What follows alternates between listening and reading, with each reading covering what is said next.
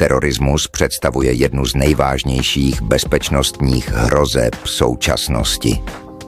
Jak se s touto výzvou vypořádává prezident Pavel? Bezpečnostní složky České republiky neustále monitorují potenciální teroristické aktivity a koordinují mezinárodní spolupráci. Prezident Pavel zdůrazňuje důležitost preventivních opatření a připravenosti na různé scénáře bezpečnostních hrozeb.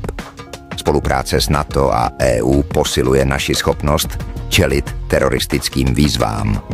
Bezpečnost občanů zůstává prioritou. Napětí mezi NATO a Ruskem dosáhlo kritického bodu. Analyzujme současnou geopolitickou situaci a její důsledky. NATO čítá 30 členských států s kolektivní obranou podle článku 5. Rusko vnímá rozšiřování aliance jako bezpečnostní hrozbu. Vojenské strategie se liší. NATO sází na technologickou převahu a kolektivní obranu, Rusko na nukleární odstrašení. Klíčové sporné body zahrnují Ukrajinu, kybernetické útoky, energetickou bezpečnost a kontrolu zbrojení v Evropě. Možné scénáře zahrnují eskalaci, diplomatické řešení nebo dlouhodobé zamrznutí konfliktu. Každý má globální důsledky. Situace vyžaduje pozorné sledování. Geopolitické rovnováhy ovlivňují celý svět a budoucnost mezinárodního práva. Válka na Ukrajině trvá již více než 2 roky. Kdy můžeme očekávat její konec? Existují 3 hlavní scénáře. Vojenské vítězství jedné strany, vyjednané příměří nebo dlouhodobý zamrzlý konflikt.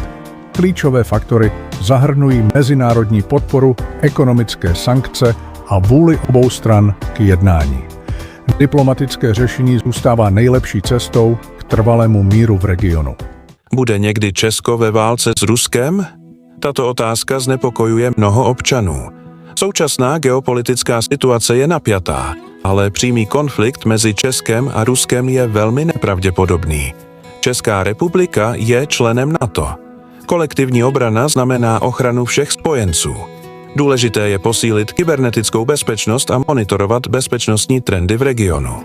Odborné bezpečnostní poradenství pomáhá připravit inovativní řešení pro národní bezpečnost. Geopolitické napětí mezi Čínou a Ruskem dosahuje kritického bodu. Jak připraveny jsou tyto supervelmoci na možný konflikt? Čína posiluje svou vojenskou přítomnost v regionu, zatímco Rusko modernizuje své strategické arzenály. Analytici sledují 3 klíčové scénáře: eskalaci napětí, diplomatické řešení nebo status quo s pokračujícím soupeřením. Mezinárodní společenství pozorně sleduje vývoj. Připravenost na různé scénáře je klíčová pro globální stabilitu. Kdy přijde konec lidstva? Klimatické změny, nukleární válka, pandemie, možností je mnoho.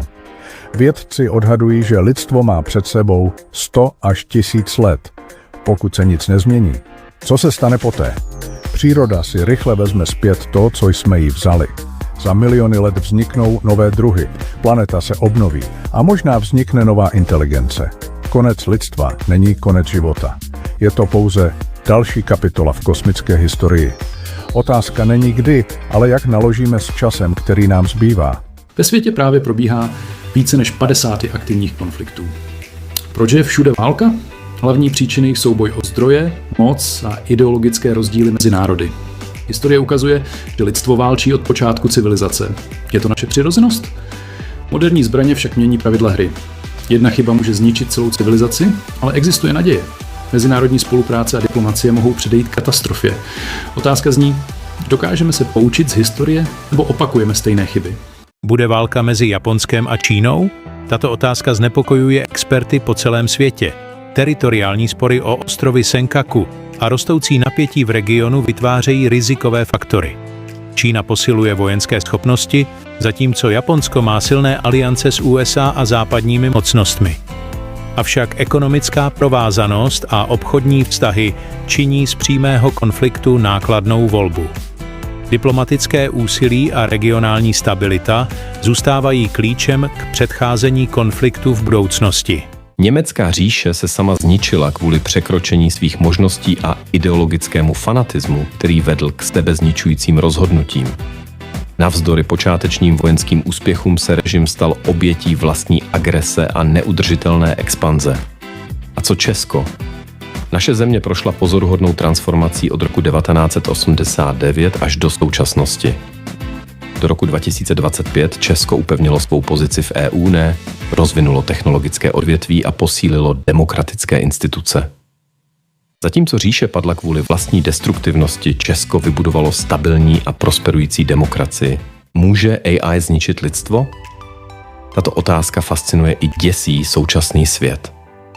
Někteří vědci varují před autonomními zbraněmi a nekontrolovatelnou superinteligencí. Jiní argumentují, že AI může nahradit pracovní místa a narušit společnost. Ale realita je taková. AI dnes dělá pouze to, co jí lidé naprogramují. Klíčem je odpovědný vývoj a regulace AI technologií. Budoucnost závisí na tom, jak moudře AI využijeme. Kdy lidstvo skončí? To je otázka, která trápí filozofy i vědce po celém světě. Někteří věří, že jsme na cestě k vlastní zkáze. Klimatické změny, války, technologie. Ale co když je to právě naopak? Co když stojíme na prahu největšího vylepšení v historii? Umělá inteligence, genetika, vesmírné technologie. Možná jsou to nástroje naší evoluce. Odpověď není předem daná. Záleží na volbách, které děláme každý den. Budoucnost lidstva není osud. Je to projekt, na kterém všichni pracujeme. Ahoj, dnes si povíme, co jsou volby v České republice a proč jsou tak důležité pro naši demokracii. Volby jsou demokratický proces, kdy občané vybírají své zástupce do různých orgánů státní správy a samosprávy. V Česku máme několik typů voleb. Do Poslanecké sněmovny, Senátu, krajských zastupitelstev a obecních zastupitelstev. Volit může každý občan České republiky starší 18 let. Volby probíhají tajným hlasováním. Účast ve volbách je naše právo i odpovědnost. Každý hlas má význam pro budoucnost naší země. Budeme vládnout 2025. Za 4 roky se v Česku mnohé změní. Digitalizace, nové technologie a změny ve společnosti ovlivní způsob, jakým se rozhoduje o budoucnosti naší země. Připravte se na inovativní přístup k vládnutí, kde každý hlas má význam. Zapojte se do formování budoucnosti. Česko 2025 začíná už dnes. Japonsko v roce 2025. Co nás čeká? Podívejme se na klíčové trendy. Technologické inovace posilují japonskou pozici. Umělá inteligence a robotika vedou transformaci. Ekonomický růst pokračuje díky exportu technologií a strategickým partnerstvím. Geopolitická stabilita a regionální leadership definují japonskou budoucnost. Japonsko 2025 znamená technologickou velmoc s globálním vlivem. Proč lidstvo ještě nežije na Marsu? Tato otázka fascinuje miliony lidí po celém světě. Mars je vzdálen 225 milionů kilometrů. Cesta tam trvá 9 měsíců a přináší obrovské technické výzvy. Radiace, tenká atmosféra a teploty až minus 80 stupňů. To jsou hlavní překážky pro lidské přežití. NASA plánuje první lidskou misi na Mars do roku 2030. Soukromé společnosti také intenzivně pracují na této vizi. Technologie rychle pokračuje. Možná už naše děti uvidí první marsovskou kolonii. Budoucnost je blíž, než si myslíme.